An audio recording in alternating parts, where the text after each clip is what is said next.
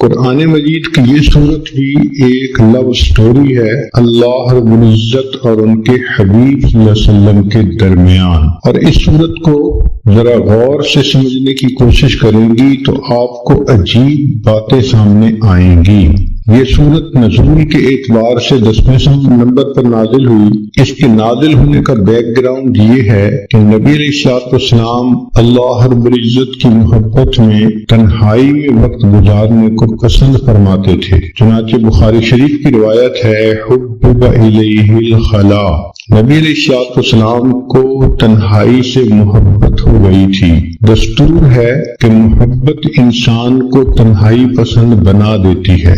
جس کو محبت کا روگ لگ جائے وہ چاہتا ہے کہ میں الگ رہوں، محبوب کی سوچوں میں رہوں، مجھے کوئی ڈسٹرب نہ کرے۔ چنانچہ نبی علیہ السلام ایک ہفتے کا کھانا لے کر غار حرا میں تشریف لے جاتے اور اللہ رب العزت کی عبادت میں مصروف رہتے۔ یہ عبادت کا سلسلہ چل رہا تھا کہ ایک دن اللہ رب العزت کی طرف سے جبریل علیہ السلام آئے اور ایک پیغام لائے، اقرأ بسم ربک الذی خلق۔ یہ باقاعدہ اظہار محبت کا پہلا موقع تھا کہ پروردگار عالم نے اپنے حبیب صلی اللہ علیہ وسلم سے ہم کلامی فرمائی۔ پھر نبی علیہ السلام کو یہ حکم ملا کہ آپ جائیے اور لوگوں کے سامنے میری وحدانیت کو بیان کیجیے۔ نبی علیہ السلام مکہ مکرمہ تشریف لائے اور وہاں آ کر آپ صلی اللہ علیہ وسلم نے اللہ تعالیٰ کی وحدانیت کا تذکرہ فرمایا۔ چونکہ مکہ مکرمہ میں مشرکانہ ماحول تھا، بیت اللہ شریف کے اندر 360 بت رکھے گئے تھے، تو اس ماحول میں توحید کی بات ایک اجنبی سی بات معلوم ہوتی تھی۔ جب یہ بات شروع ہو گئی تو نیک روحیں جو تھی انہوں نے اس بات کو قبول کیا اور چند لوگوں نے کلمہ پڑھ لیا، مگر مکہ مکرمہ کی جو اکثریت تھی وہ دشمنی پر تل گئی۔ ویسے تو ہر گھر میں یہی تذکرے، ہر مرد کی زبان پہ یہ تذکرے، ہر عورت کی زبان پہ یہ تذکرے، جو کلمہ پڑھتا تھا تو قریش مکہ اس کو تکلیف پہنچاتے تھے، سزائیں دیتے تھے۔ تو یہ تذکرے ہر کچے اور پکے گھر کے اندر ہوا کرتے تھے۔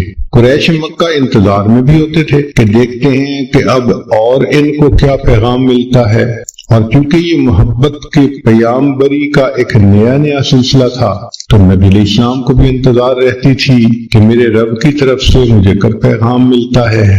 اس کیفیت کو وہی بندہ سمجھ سکتا ہے جو اس پروسیس میں سے گزرا ہو کہ جہاں محبت کا تعلق ہو وہاں سے میسج آنے کا کتنا انتظار ہوتا ہے، اور اگر نہ آئے تو دل میں کتنے وسوسے آتے ہیں، خیالات آتے ہیں، اور انسان کی پریشانی کس حد تک بڑھ جاتی ہے۔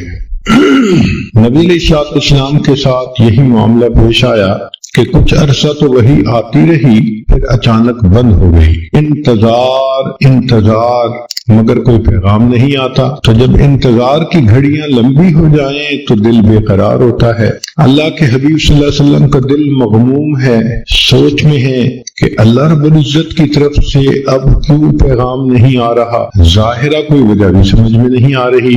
اب ایک غمزدہ دل کے سامنے کوئی تانے کی بات کر دی جائے تو غم اور زیادہ ہو جاتا ہے۔ چنانچہ اللہ کے حبیب صلی اللہ علیہ وسلم کے ساتھ یہی ہوا کہ جب کئی دن گزر گئے وحی کے بغیر تو قریش مکہ نے یہ کہنا شروع کر دیا، قد ودعک ربک، ہمیں لگتا ہے کہ تجھے تیرے رب نے چھوڑ دیا، معاذ اللہ۔ اب یہ بات نبی علیہ السلام کے دل پر ایک چوٹ لگا گئی۔ انسان سب کچھ برداشت کر سکتا ہے، محبت کا تانا برداشت کرنا بہت مشکل ہوتا ہے۔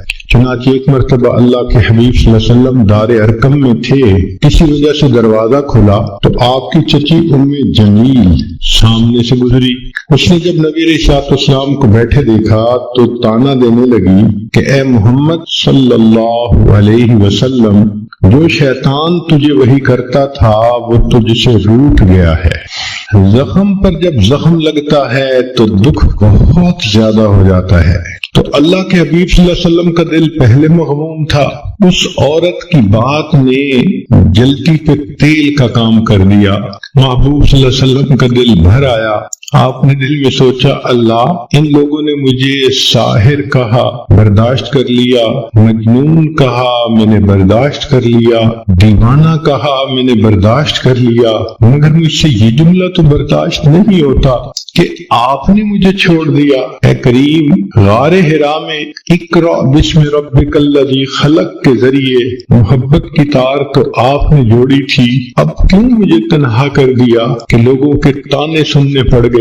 محبوب صلی اللہ علیہ وسلم کی مبارک آنکھوں میں آنسو ہیں، اور آپ نے اس کرب کی کیفیت میں آسمان کی طرف جو دیکھا تو رب کریم کی طرف سے جبریل علیہ السلام پیغام لے کر آ گئے۔ یہ سورت نازل ہوئی والضحی واللیل اذا سجا۔ ان کی پہلی دونوں آیتوں میں اللہ رب العزت نے قسمیں کھائی ہیں۔ عام دستور یہی ہے کہ جب محبوب کسی وجہ سے روٹھ جائے، اس کو تسلی دینے کے لیے محب کو قسمیں کھانی پڑتی ہیں، یقین دلانا پڑتا ہے۔ ذرا غور کیجئے، محب اور محبوب کی کیا باتیں ہیں کہ رب کریم ارشاد فرماتے ہیں والضحی، دن کی روشنی کی قسم، واللیل اذا سجا، رات جب چھا جاتی ہے اس کی تاریکی کی قسم۔ تو رب کریم نے دو قسمیں کھائیں، ایک دن کے سویرے کی قسم، رات کے اندھیرے کی قسم، دن کے ہنگاموں کی قسم، رات کے سناٹوں کی قسم، دن کی جلوتوں کی قسم، رات کی خلوتوں کی قسم۔ مقصود یہ تھا کہ زمانے کے حالات و واقعات کی قسم کھا کر فرمایا۔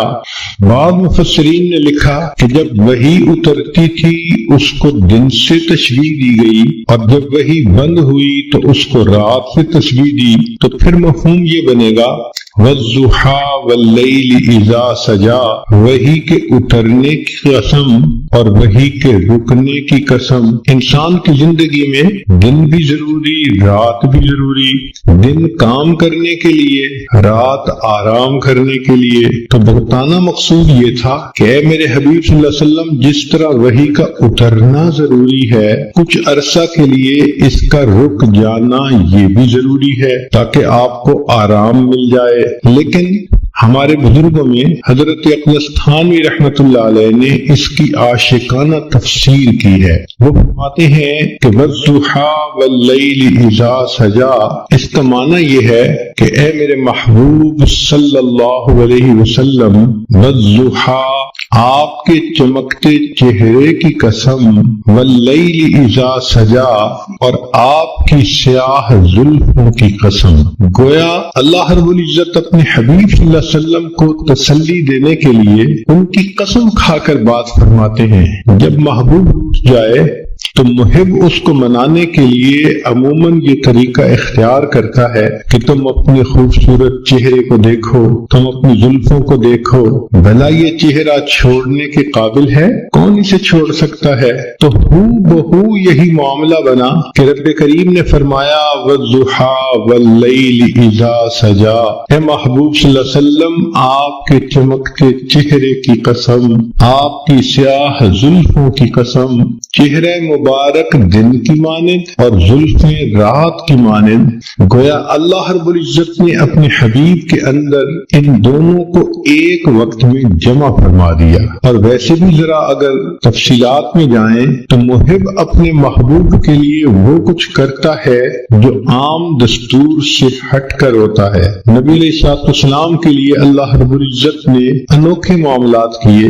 ذرا غور کیجئے کہ آپ کی ذات بابرکات کے اندر سورج کے چمکتے جیسے چہرے کو اور رات کی طرح ضیاء زلفوں کو اکٹھا کر دیا۔ پھر نبی علیہ السلام کے لیے اللہ نے قبلتین کو بھی جمع فرما دیا۔ شب معراج میں اللہ رب العزت نے انبیاء اور فرشتوں کو اکٹھا فرما دیا، حتیٰ کہ بیت المقدس میں اللہ رب العزت نے عالم دنیا اور عالم برزخ کے لوگوں کو اکٹھا کر دیا۔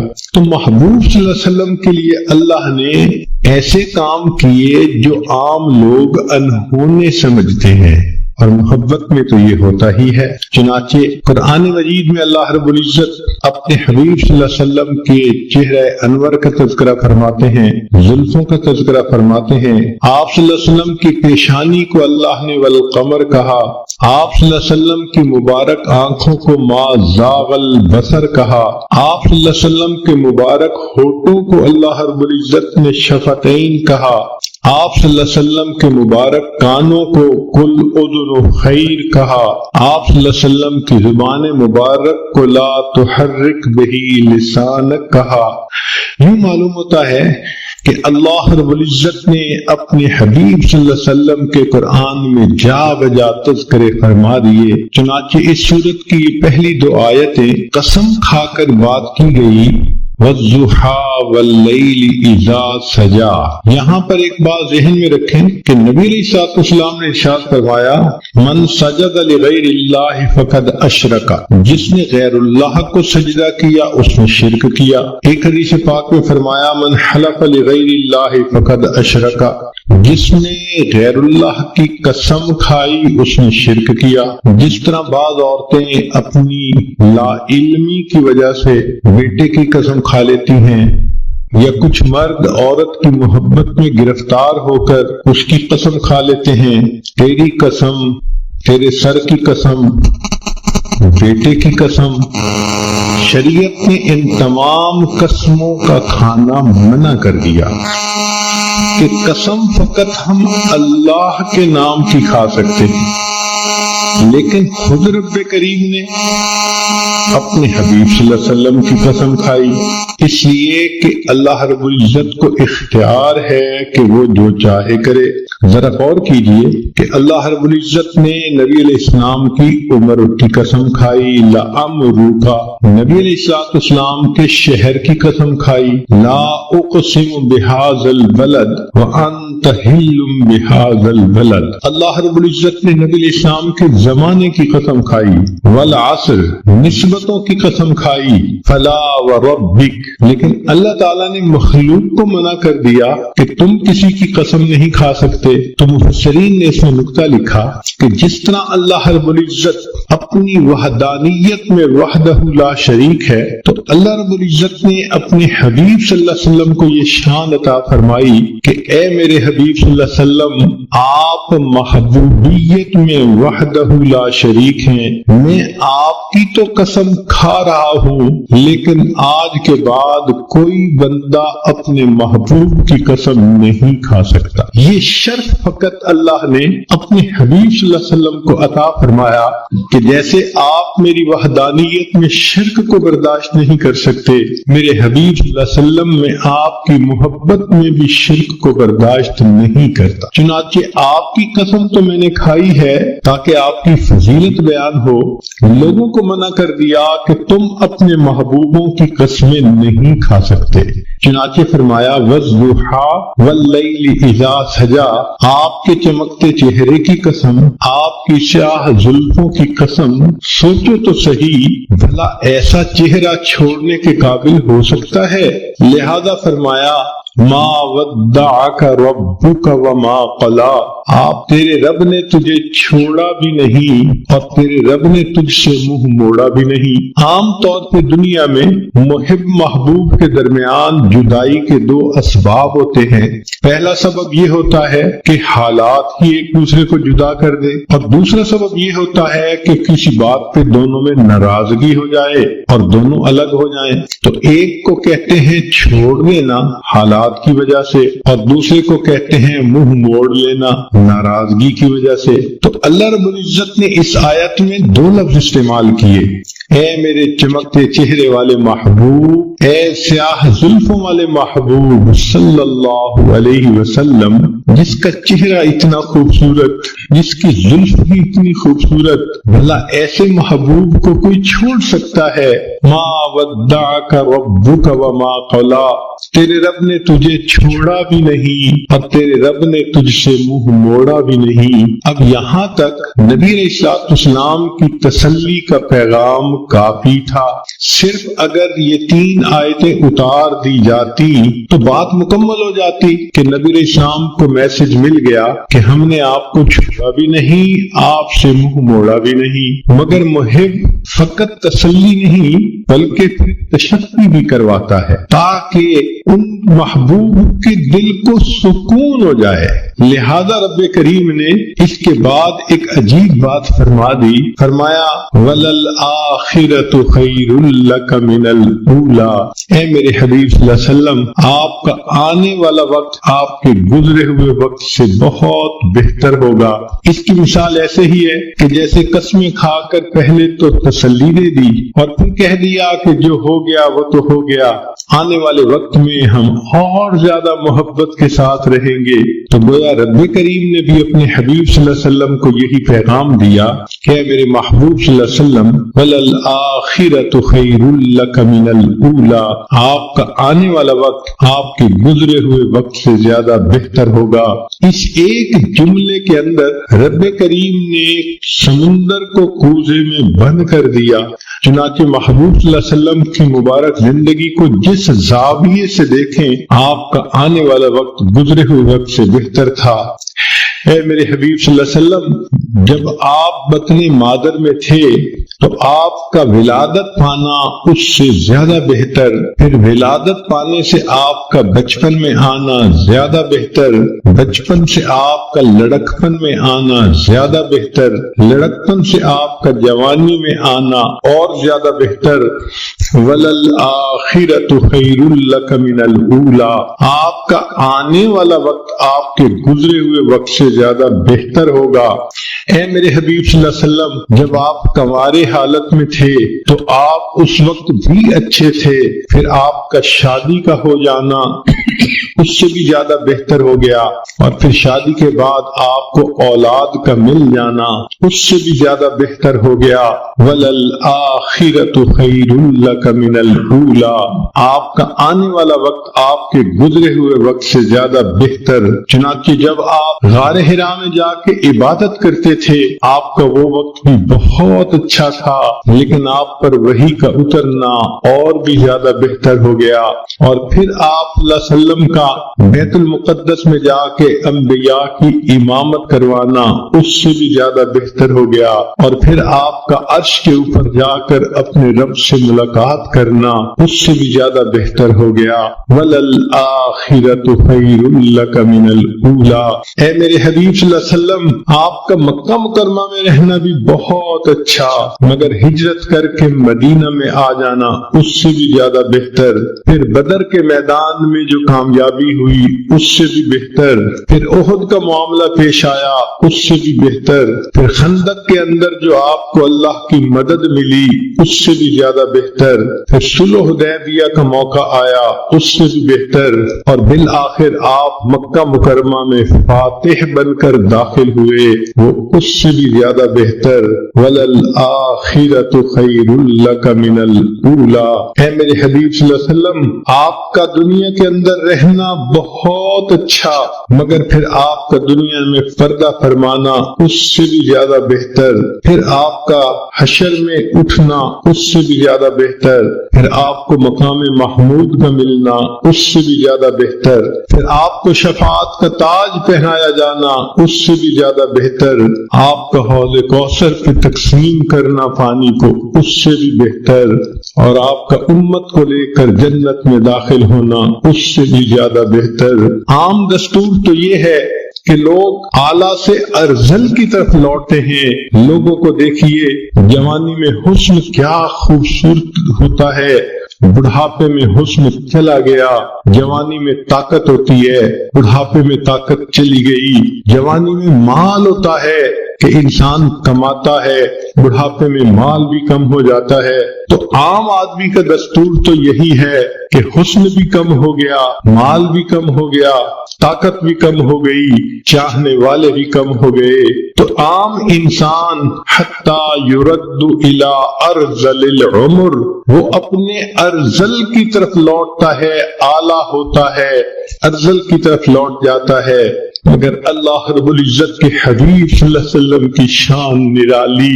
آپ کو اللہ نے ایک قاعدہ قانون بتلا دیا. میرے حبیب صلی اللہ علیہ وسلم آپ کا آنے والا وقت آپ کے گزرے ہوئے وقت سے زیادہ بہتر ہوگا. اس میں جو خیر لک فرمایا تو یہ لکا کا لفظ آپ صلی اللہ علیہ وسلم کی امتیازی شان ہے. آنے والا وقت زیادہ بہتر. چنانچہ قیامت کے دن انبیاء پریشان ہوں گے. اللہ کے حبیب صلی اللہ علیہ وسلم اس وقت شفاعت فرمائیں گے اور امت کو لے کر جنت میں تشریف لے جائیں گے. کیا شان ہے اس اللہ کے حبیب صلی اللہ علیہ وسلم کی کہ جو ہر لمحے اعلیٰ سے اعلیٰ کی طرف جا رہے تھے، اور واقعی ان کی اللہ رب العزت نے ان کے ساتھ اس معاملے کو پورا کر دکھایا. ان کا آنے والا وقت ان کے گزرے ہوئے وقت سے زیادہ بہتر تھا. تو گویا مقصد یہ کہہ دیا، اے میرے حبیب صلی اللہ علیہ وسلم، یہ چھوٹنے والی اور ٹوٹنے والی محبت نہیں، پھلنے پھولنے والی اور مضبوط سے عظمت ہونے والی محبت ہے.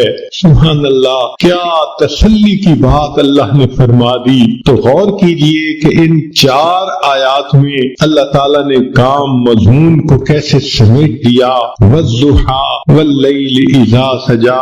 اے محبوب صلی اللہ علیہ وسلم، آپ کے چمکتے چہرے کی قسم، آپ کی سیاہ زلفوں کی قسم، ما ودعک ربک وما قلا.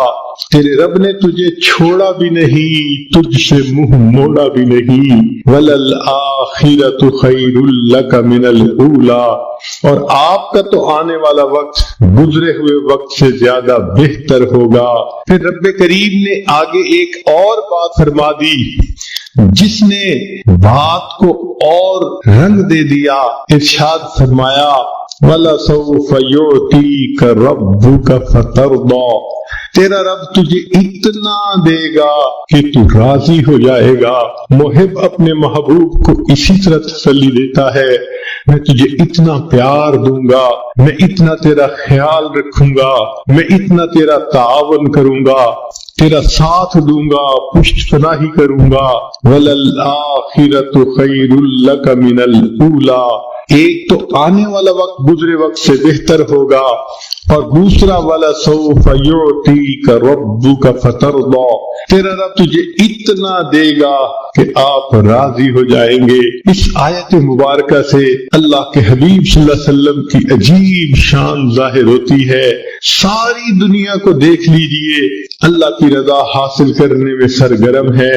جس کو دیکھو اللہ کو راضی کرنے کے لیے کوئی سجدے کرتا ہے، کوئی قرآن پڑھتا ہے، کوئی روزے رکھتا ہے، کوئی مجاہدے کرتا ہے، کوئی رات اٹھ کے تہجد پڑھتا ہے، کوئی تسبیحات پھیرتا ہے، کوئی تنہائی میں بیٹھ کے رب کے سامنے ہاتھ اٹھا کے دعائیں مانگتا ہے. جس مرد کو دیکھو، جس عورت کو دیکھو، ہر کوئی اللہ کی رضا چاہتا ہے. اللہ ہم آپ کو راضی کرنے کے لیے چاہتے ہیں. انبیاء کرام کی زندگیوں کو دیکھو. آدم علیہ السلام نے کہا ربنا ظلمنا انفسنا، اس لیے کہ وہ اللہ کی رضا چاہتے تھے. نوح علیہ السلام نے طوفان کی حالت میں اللہ کی رضا مانگی. یونس علیہ السلام نے مچھلی کے پیٹ میں اللہ کی رضا مانگی. ایوب علیہ السلام نے بیماری کی حالت میں اللہ کی رضا مانگی. ابراہیم علیہ السلام نے اپنے بچوں کو، بیوی کو ایک وادی غیر ذی زرع میں چھوڑ کر اس سے اللہ کی رضا مانگی. یوسف علیہ السلام نے جیل میں جا کر مشقتیں اٹھا کر اللہ کی رضا مانگی.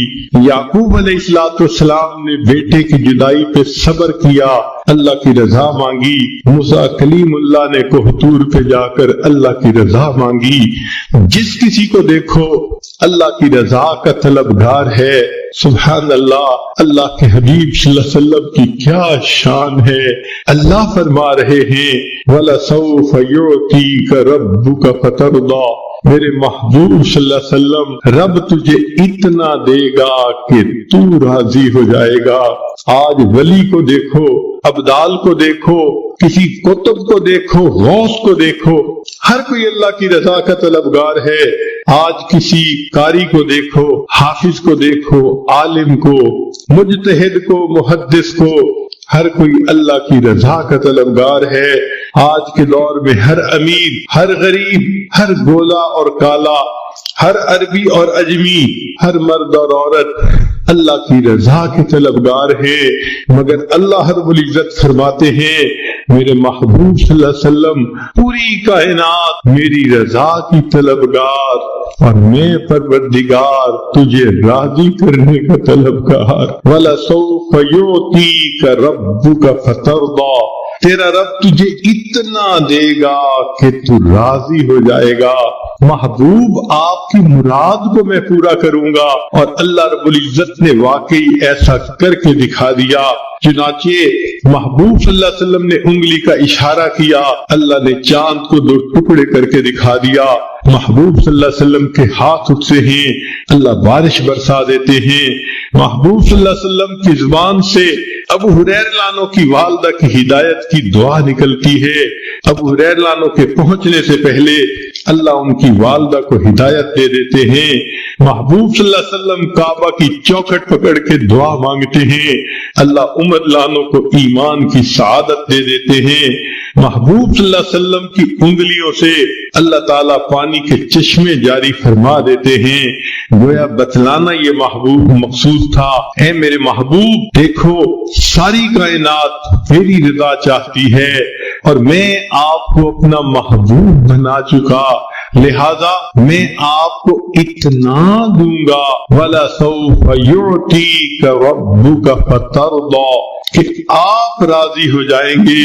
محبوب جو تیری پسند ہوگی وہ میری پسند ہوگی، جو تیرا ہے وہ میرا ہے، جو تیرا نہیں وہ میرا نہیں۔ اس لیے ہمارے اکابر یہ کوشش کرتے تھے مدینہ طیبہ میں جا کر دفن ہونا نصیب ہو جائے تاکہ محبوب کا قرب نصیب ہو۔ جو لوگ اللہ کا ذکر کثرت کے ساتھ کرتے ہیں ان کا کارساز اللہ ہوتا ہے، اللہ ان کے کام سنوارتا ہے۔ حدیث قدسی ہے، نبی صاحب نے فرمایا کہ اللہ فرماتے ہیں یا ابن آدم، اے آدم کے بیٹے، اذکرنی بعد الفجر و بعد العصر ساعتاً، فجر کے بعد اور عصر کے بعد کچھ دیر میرے یاد کر لیا کرو، اکفک ما بینہما، درمیان کے وقت میں تمہارے لیے کافی ہوں گا۔ یعنی جو بندہ اللہ کا ذکر کرے گا اس کے کاموں کو اللہ سنوارے گا۔ ایک مرتبہ اللہ تعالیٰ نے موسیٰ علیہ السلام کو وحی نازل فرمائی، اتحب ان اسکن معک فی بیتک یا موسیٰ، اے موسیٰ علیہ السلام کیا آپ پسند کرتے ہیں کہ میں آپ کے ساتھ آپ کے گھر میں رہوں؟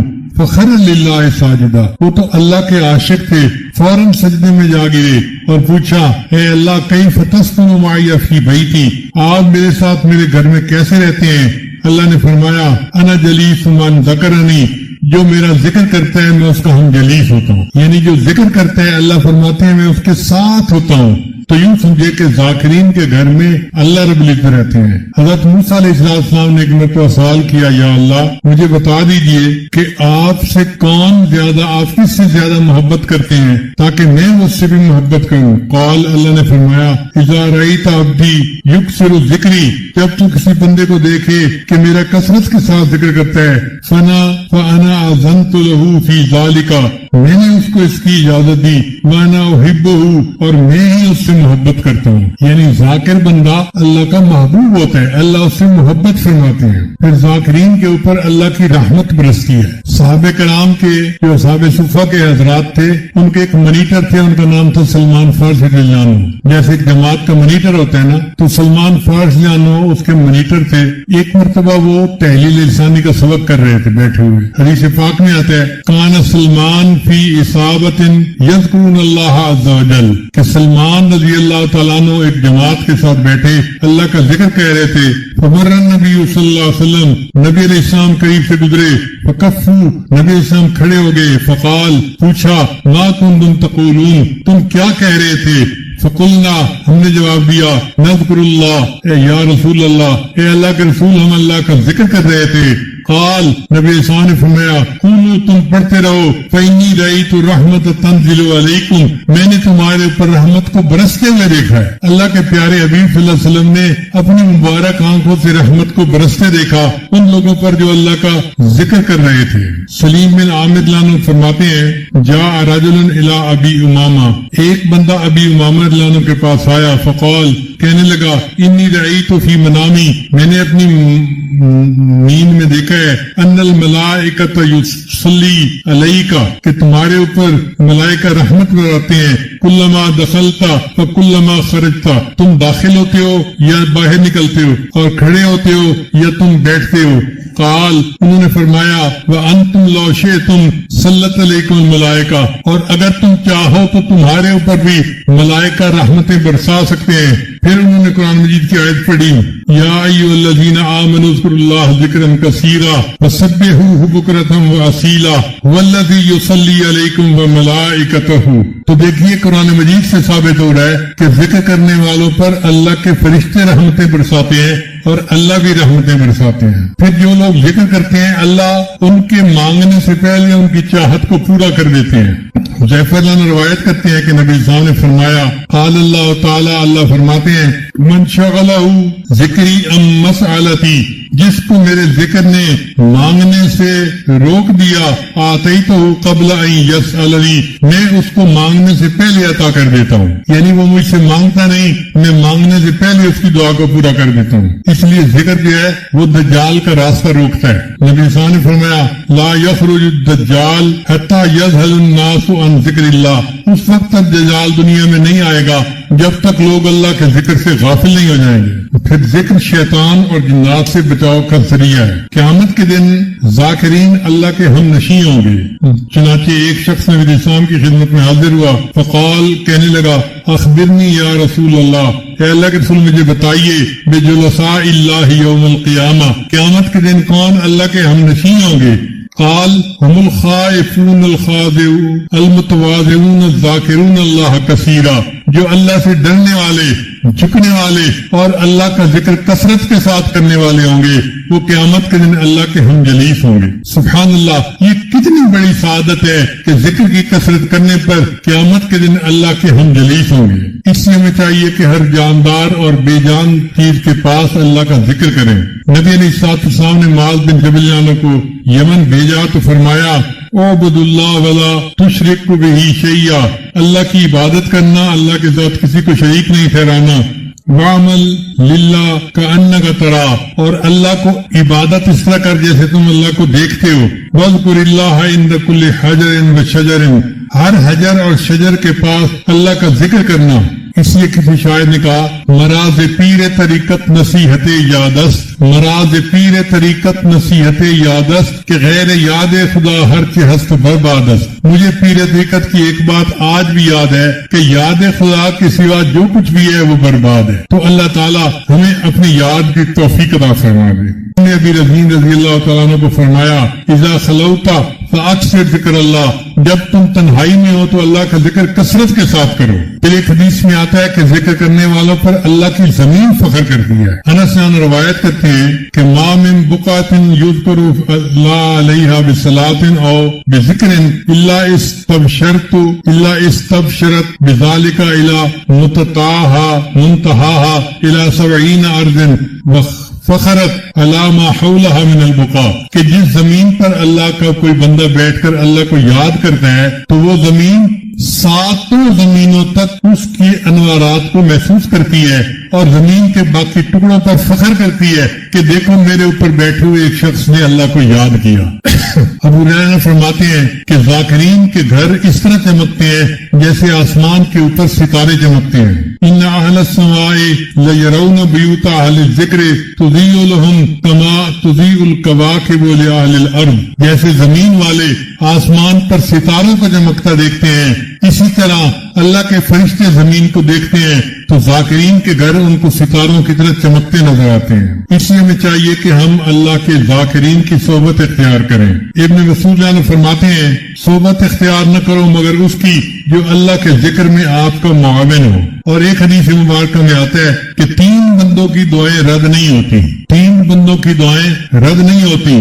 ایک الذاکر اللہ کثیرا، جو اللہ کا ذکر کثرت کے ساتھ کرے اس کی دعا رد نہیں ہوتی۔ ودعوت المظلوم، مظلوم کی دعا رد نہیں ہوتی، وہ امام المقسط اور عادل بادشاہ کی دعا رد نہیں ہوتی۔ تو ہمیں چاہیے کہ ہم کثرت کے ساتھ ذکر کریں اور اپنا پورا وقت اللہ کی یاد میں رہیں۔ ایک بزرگ فرماتے تھے، کوئی نقشبندی ہے، کوئی قادری کوئی سہروردی ہے، اگر دل میں ایک خدا کی یاد ہے تم سب کچھ ہو، ورنہ تم کچھ بھی نہیں ہو۔ اگر ہمارے دل میں ایک خدا کی یاد ہے تو پھر تو یہ الفاظ ہمارے ساتھ ٹھیک لگتے ہیں، ورنہ ہم کچھ بھی نہیں ہیں۔ اس لیے حضرت مجذوب رحمۃ اللہ فرماتے ہیں، یاد میں تیری سب کو بھلا دوں، کوئی نہ مجھ کو یاد رہے، تجھ پر سب گھر بار لٹا دوں، خانہ دل آباد رہے، سب خوشیوں کو آگ لگا دوں، غم سے تیرے دل شاد رہے، سب کو نظر سے اپنی گرا دوں، تجھ سے فقط فریاد رہے، اب تو روئے دستاد میں آخر،